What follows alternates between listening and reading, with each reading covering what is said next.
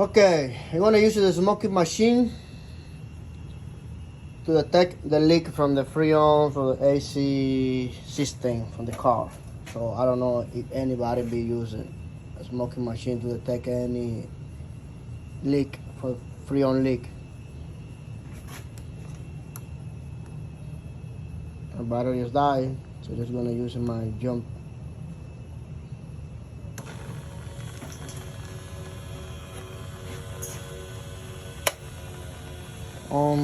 Let me show you guys the smoking coming out.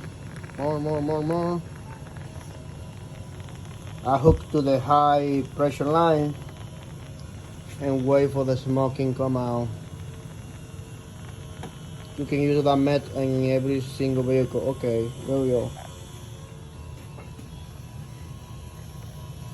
I don't know if you guys can see it, but right there.